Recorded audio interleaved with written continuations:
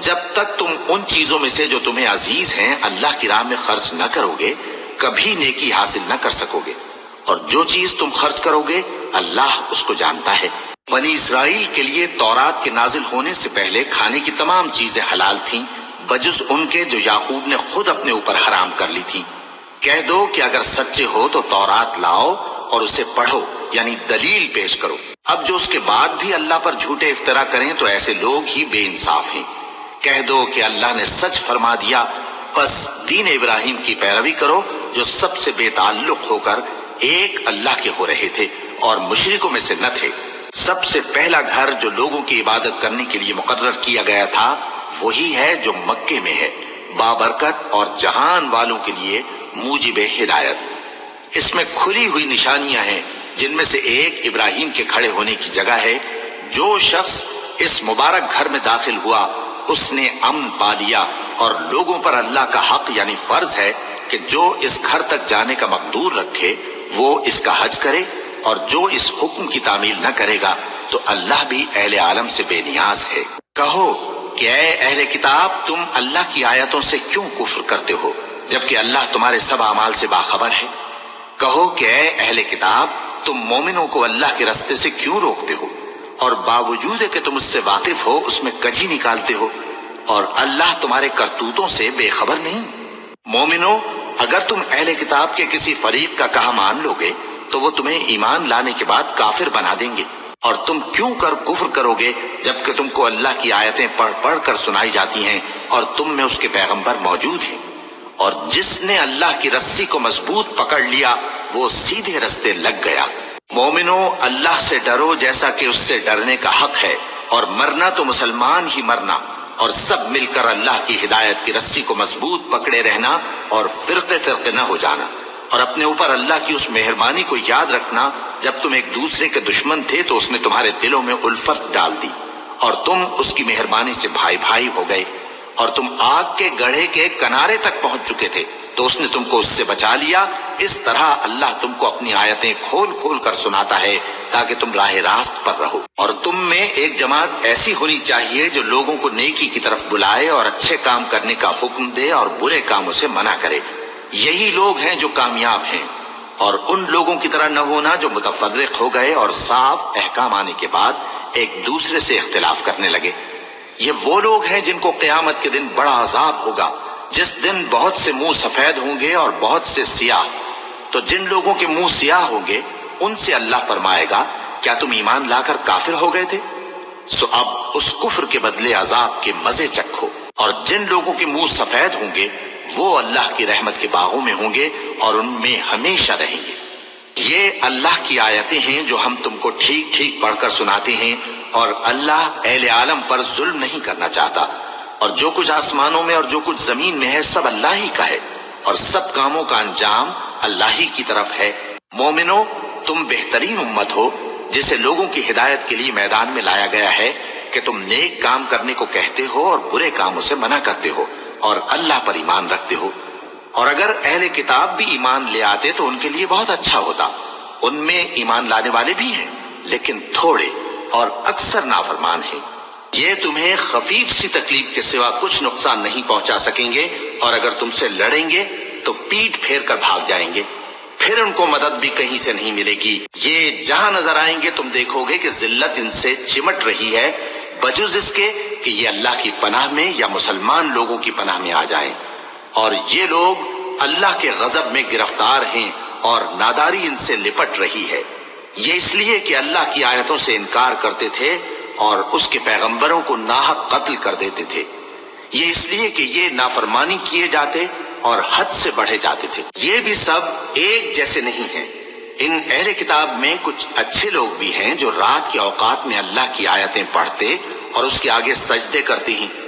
وہ اللہ پر اور روز آخر پر ایمان رکھتے اور اچھے کام کرنے کو کہتے اور بری باتوں سے منع کرتے اور نیکیوں پر لپکتے ہیں، اور یہی لوگ نیکوکار ہیں۔ اور یہ جس طرح کی نیکی کریں گے اس کی ناقدری نہیں کی جائے گی، اور اللہ پرہیزگاروں کو خوب جانتا ہے۔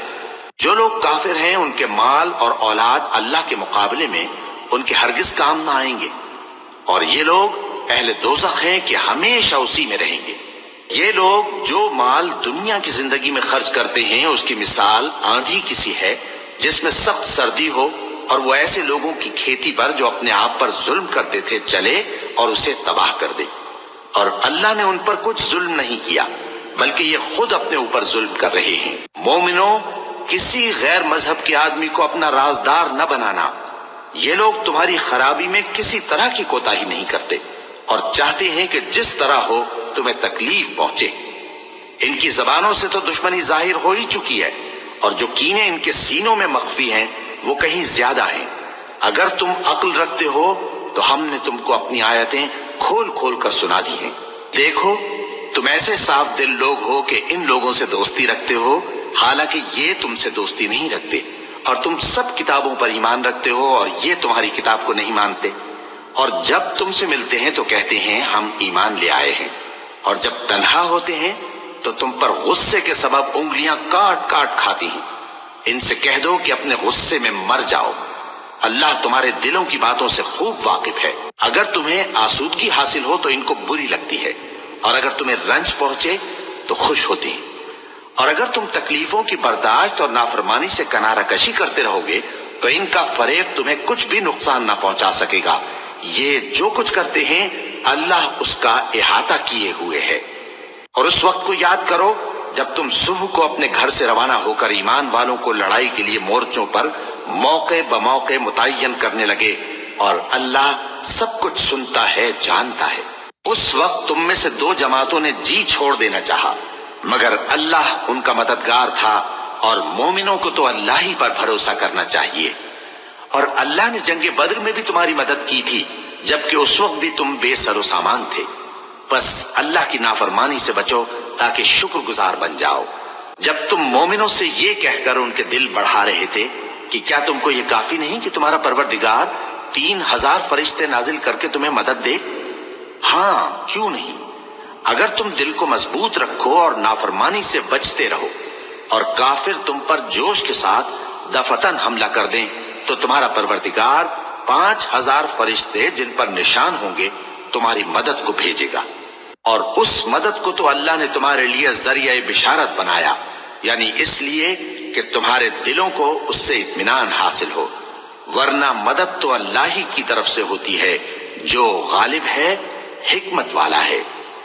یہ اللہ نے اس لیے کیا کہ کافروں کی ایک جماعت کو ہلاک کر دے یا انہیں ذلیل و مغلوب کر دے کہ ناکام واپس جائیں۔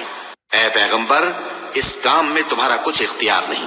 اب دو صورتیں ہیں، یا اللہ ان کے حال پر مہربانی کرے یا انہیں عذاب دے کہ یہ ظالم لوگ ہیں، اور جو کچھ آسمانوں میں ہے اور جو کچھ زمین میں ہے سب اللہ ہی کا ہے، وہ جسے چاہے بخش دے اور جسے چاہے عذاب کرے، اور اللہ بخشنے والا مہربان ہے۔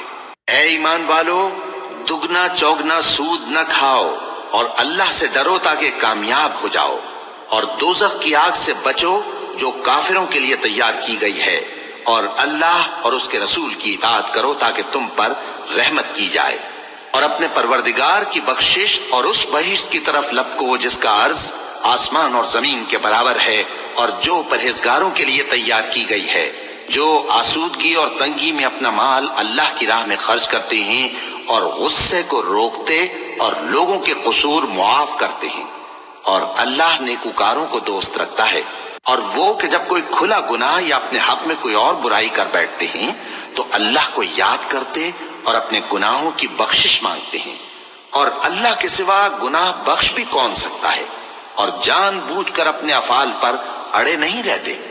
ایسے ہی لوگوں کا صلہ ان کے پروردگار کی طرف سے بخشش اور باغ ہیں جن کے نیچے نہریں بہہ رہی ہیں، اور وہ ان میں ہمیشہ بستے رہیں گے، اور اچھے کام کرنے والوں کا بدلہ بہت اچھا ہے۔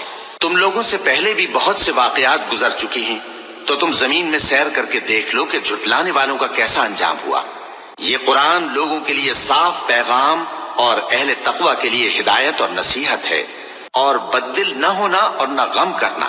اگر تم سچے مومن ہو تو تم ہی غالب رہو گے۔ اگر تمہیں زخم شکست لگا ہے تو ان لوگوں کو بھی ایسا زخم لگ چکا ہے، اور یہ ایام زمانہ ہے کہ ہم ان کو لوگوں میں بدلتے رہتے ہیں، اور اس سے یہ بھی مقصود تھا کہ اللہ ایمان والوں کو جدا کر دے اور تم میں سے بعض کو شہید بنایا